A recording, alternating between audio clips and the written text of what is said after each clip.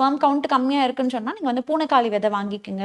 அமுக்குற கிழங்கு பவுடர் வந்து வாங்கிக்கோங்க. சரிங்களா? இது வந்து உங்க ஹஸ்பண்டுக்கு நான் சொல்றது. மேம் மேரேஜ் ஆகி 4 வருஷம் ஆகுது. சரிம்மா. 2 வருஷமா பிசிஓடி ப்ராப்ளம் இருக்கு. சரிம்மா. குழந்தைங்க இருக்காங்களா? இல்லைங்க மேம். சரிம்மா. அதுக்கும் பேபி ட்ரை பண்ணிட்டு இருக்கிறோம். ட்ரை பண்ணும்போது இர்ரெகுலர் மென்ஸ்ட்ரேஷன் இருக்கும்போது தான் பிசிஓடின்னு தெரிஞ்சதுங்களா? ஆமாங்க. இல்ல ஸ்கேன்லாம் எடுத்து பார்த்துருக்குறோம். சரிம்மா. 45 டேஸ் ஒன்ஸ்க்கு தான் ஆகுது மேம். 45 டேஸ் ஒன்ஸ் பீரியட்ஸ் ஆகுது. பீரியட்ஸ் என்ன கலர்ல இருக்குமா? ரெட்டா தான் இருக்கா? இல்ல ப்ரவுன் கலர்ல இல்ல சாக்லேட் கலர்ல போற மாரி மொத இருக்கா?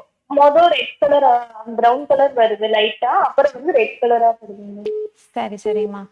ஹஸ்பண்டோட ரிப்போர்ட்ஸ்லாம் நார்மலா தானே இருக்கு? கவுண்ட் கம்மியா இருக்குங்க. கவுண்ட் கம்மியா இருக்கு. சரிம்மா. ஒண்ணும் இல்ல, சரி பண்ணிக்கலாம். உங்கள மாரி நெறைய பேர் வந்திருக்காங்க. ஹஸ்பண்டுக்கும் பிரச்சனை இருக்கும், ஒய்ஃப்க்கும் பிரச்சனை இருக்கும்.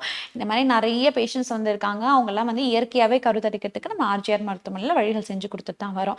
பயப்பட வேண்டாம். ஸ்பெர்ம் கவுண்ட் கம்மியா இருக்குன்னு சொன்னா நீங்க வந்து பூனைக்காளி விதை வாங்கிக்கங்க. அமுக்குற கிழங்கு விதை அமுக்குற கிழங்கு பவுடர் வந்து வாங்கிக்கங்க. சரிங்களா? இது வந்து உங்க ஹஸ்பண்டுக்கு நான் சொல்றது. இத வந்து 100 கிராம் அளவு வாங்கி மிக்ஸ் பண்ணி வச்சுக்கோங்க. டெய்லியுமே நல்லா ஒரு பெரிய ஸ்பூன்ல ஒரு கோபுரம் அளவு எடுத்துக்கணும். சரிங்களா? நல்லா கோபுரமா எடுக்கணும் ஸ்பூன்ல.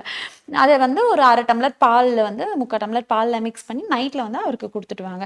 இதை வந்து ரெகுலரா ஃபாலோ பண்ணிட்டு வர சொல்லுங்க. இது வந்து ஸ்பெர்ம் கவுண்ட் இன்க்ரீஸ் பண்றதுக்கு உங்களுக்கு ஹெல்ப் பண்ணி கொடுக்கும். அதே மாதிரி உங்களுக்கு இந்த நீர்க்கட்டி பிரச்சனை இருக்கு, பிரவுன் டிஸ்சார்ஜ் போகுதுன்னு சொன்னா இங்க ப்ரொஜெஸ்ட்ரான் அளவு வந்து கம்மியா இருக்குன்னு தான் அர்த்தம். நீங்க என்ன பண்ணுங்க, இப்போ பிரெக்னன்சிக்கு ட்ரை பண்றீங்க அப்படின்ற போது பீரியட்ஸ் வரல, 45 டேஸ் ஒன்ஸ் தான் பீரியட்ஸ் வருது, மாசம் மாசம் பீரியட்ஸ் வந்தா நீர்க்கட்டி வந்து சரியாகிடும் அப்படின்னு நினைச்சு கண்டிப்பா மாத்திரை போட்டு பீரியட்ஸ் வர வைக்கிறதோ, ஏதோ ஒரு வீட்டு மருத்துவம் ஃபாலோ பண்ணி பீரியட்ஸ் வர வைக்கிறதோ கட்டாயம் பண்ணக்கூடாது. நீங்க வந்து டாக்டர் கன்சல்ட் பண்ணி தான் வந்து சிகிச்சை எடுத்துக்கணுமா. ஏன்னா நீர்க்கட்டின்னும் போது அது கருத்தரிக்கிறதுக்கு ஒரு தடையா இருக்குமோ தவிர கருத்தரிக்கவே தரிக்காது அப்படிங்கிறது கிடையவே கிடையாது. இன்கேஸ் உங்களுக்கு வந்து நீங்க ஏதோ பிரெக்னெண்டா இருக்கீங்க, கரு வந்து நின்றுச்சுன்ற சமயத்துல நீங்க மாத்திரை போட்டு பீரியட்ஸ் வர வச்சுடுறது ரிஸ்க். அதனால டாக்டரோட கன்சர்ன் இல்லாம பிரெக்னன்சிக்கு ட்ரை பண்றீங்கன்ற பட்சத்துல பீரியட்ஸ் வர வைக்கிறதுக்கு எந்த விதமான விஷயங்களும் நீங்க ஃபாலோ பண்ண வேணாம்.